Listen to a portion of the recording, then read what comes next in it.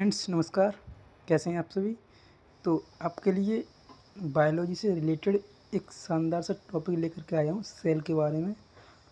जो बात करेंगे सेल से जो कितने वन लाइनर क्वेश्चन बनते हैं, इम्पोर्टेंट क्वेश्चन बनते हैं, उनके बारे में आज बात करेंगे। तो सेल से रिलेटेड इम्पोर्टेंट फैक्ट के बारे में बात करेंगे जो मेडिकल फील्ड के लिए और कंपटीशन एग्ज़ाम के लिए बहुत ही इम्पोर्टेंट चैप्टर माना जाता है। तो आज हम इसके बारे में बात करेंगे, ठीक है।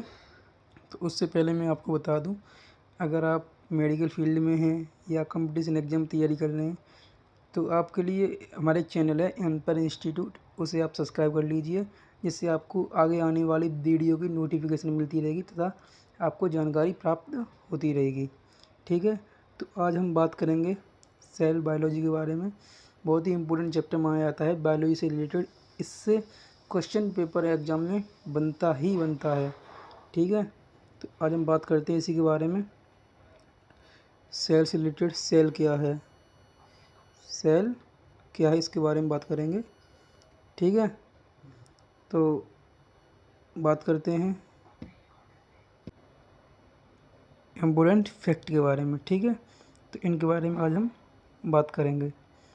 तो ये सभी कंपटीशन एग्ज़ाम के लिए ज़रूरी है।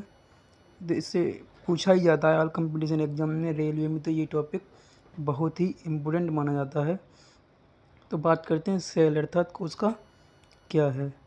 तो कोशिका है फंडामेंटल यूनिट ऑफ लाइफ, अर्थात फंडामेंटल यूनिट ऑफ लाइफ शरीर की संरचनात्मक एवं कार्यात्मक इकाई को हम कोशिका कहते हैं।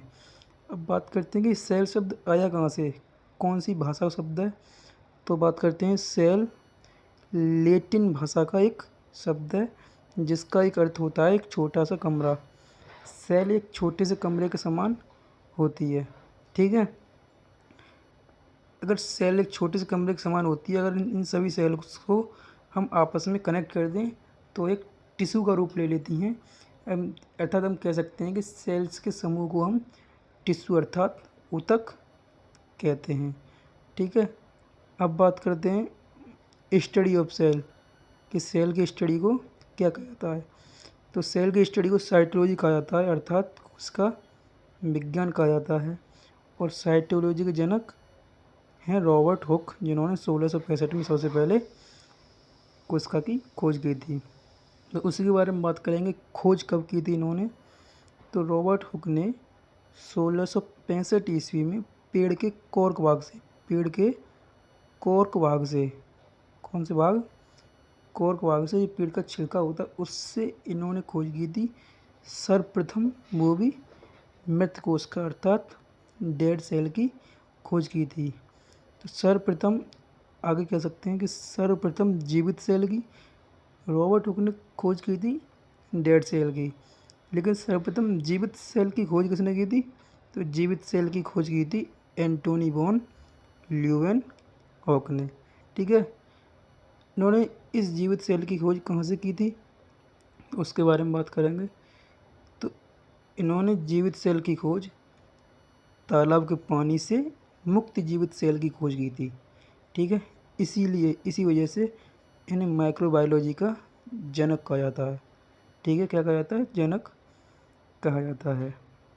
अब आगे बात करते हैं, एंटोनी वॉन ल्यूवेनहॉक ने सर्वप्रथम जीवित पादप सेल की भी खोज की थी, ठीक है। अब बात करें आधुनिक साइटोलॉजी के जनक, ठीक है। तो आधुनिक साइटोलॉजी के जनक हैं स्वानसन। इम्पोर्टेंट क्वेश्चन है, ये पूछा जाता है। स्वानसन आधुनिक साइटोलॉजी के जनक हैं। इनका भी क्वेश्चन ये भी पूछा जाता है कि इनकी कौन सी बुक है।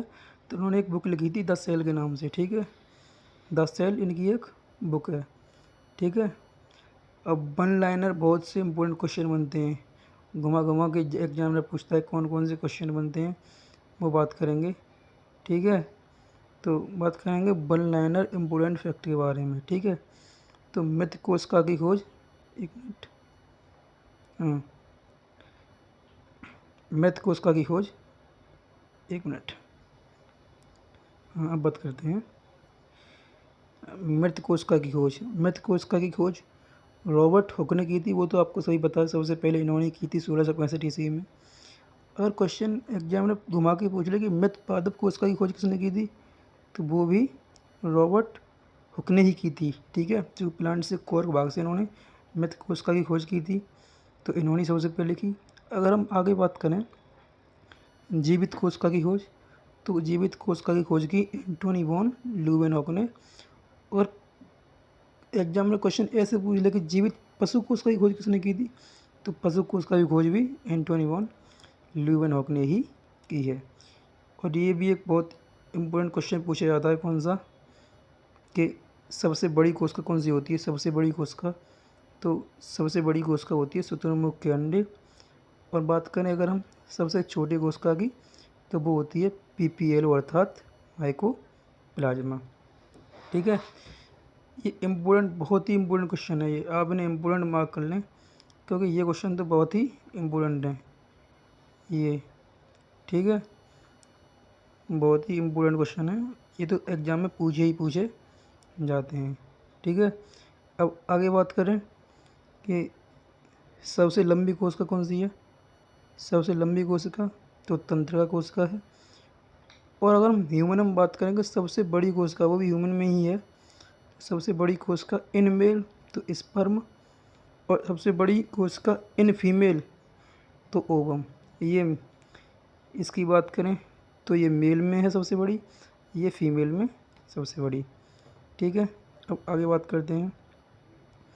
तो एक क्वेश्चन और पूछा जाता है सेल थ्योरी से लेकर, कि सेल थ्योरी जो कोश का सिद्धांत है वो बायोलॉजी में किसने दिया था, ठीक है। ये सेल थ्योरी जो कोश का सिद्धांत किसने दिया था, तो यह सिद्धांत स्लाइडेन एवं स्वान ने 1839 ईस्वी में दिया था।